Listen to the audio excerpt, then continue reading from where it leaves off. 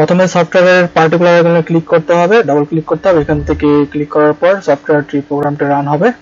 Program run হওয়ার পর আমরা সাপোর্ট অপশনে ক্লিক করব। সাপোর্ট অপশনে ক্লিক করলে এখানে আমরা ফোন মডিউলে সিলেক্ট করব। ফুল মডেল সিলেক্ট করব। এই জন্য এখানে দেখুন উপরে যে প্যানেলটা রয়েছে, যে প্যানেলটার এখানে বিভিন্ন প্রসেসর রয়েছে। তো আমরা যদি প্রসেসর অনুযায়ী মডেল সিলেক্ট করতে যাই, সেক্ষেত্রে আমাদের খুঁজে বের করা খুব কষ্ট, কারণ অনেক ক্ষেত্রে আমরা জানি না আমাদের সেটে কি ধরনের প্রসেসর ইউজ করা হয়েছে।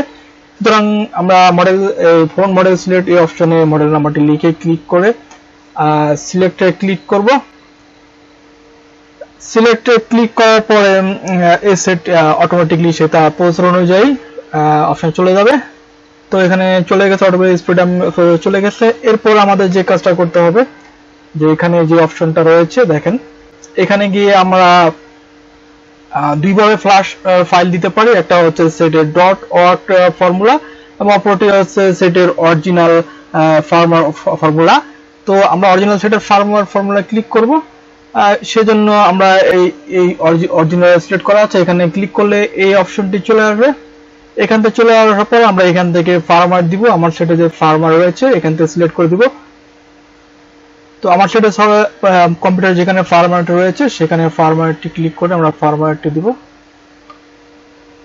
যদি আপনি এতক্ষণ বা যেটুকু বুঝালাম যদি বুঝতে কোনো সমস্যা হয়, তাহলে আপনি এই ভিডিও 6টি পার্টে ভাগ করা হয়েছে, যার 3 নম্বর পার্টে এই অংশের আরো বেশি বিস্তারিত বর্ণনা দেওয়া আছে, আপনি ওটা দেখে আসতে পারেন।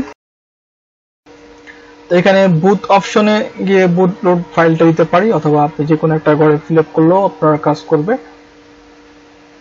তো এখানে এই যে ফার্মওয়্যারটা রয়েছে, এখানে আমি আমার সেটের মডেলের ফার্মওয়্যার দিয়ে দিব। আমি সিলেক্ট বাটন ক্লিক করে ওপেনে ক্লিক করার সাথে সাথে আমাদের এখানে ফার্মওয়্যারটি অ্যাড হয়েছে। এরপর রাইট ফ্ল্যাশে ক্লিক করব। এখানে কিছু অপশন শর্ত দেওয়া রয়েছে, সব শর্ত মেনে ওকে দিব। ওকে দেওয়ার পর এরপরে কি ফাইল সে নিচ্ছে সেগুলো সব এখানে শো করতেছে। এই ফার্মওয়্যার থেকে প্রত্যেকটি ফাইল সে শো করতেছে। এরপর আমি রাইটে ক্লিক করব, আমার ফ্ল্যাশ শুরু হবে। এখানে ফ্ল্যাশ নিতে একটু সময় নিবে, আমি ভিডিও স্পিড আপ করে দেখাচ্ছি। আসলে সেটের হার্ডওয়্যার অনুযায়ী সে ফাইলটাই নিব, সেটের হার্ডওয়্যার অনুযায়ী সে খুব দ্রুত ফ্ল্যাশ নিবে। হার্ডওয়্যার উইক থাকলে সে অনেক সময় নিয়ে ফ্ল্যাশ নিবে। তো আমাদের ফ্ল্যাশ দেওয়া শেষ। তো এভাবে অক্টোপাস ফ্ল্যাশ বক্স দিয়ে ফ্ল্যাশ দেওয়া যাবে। যদি আমার ভিডিওটি ভালো লাগে থাকে অবশ্যই আমার চ্যানেলটি সাবস্ক্রাইব করতে ভুলবেন না। পরবর্তী ভিডিও দেওয়ার জন্য আমন্ত্রণ রইল। সে পর্যন্ত ভালো থাকবেন, ধন্যবাদ।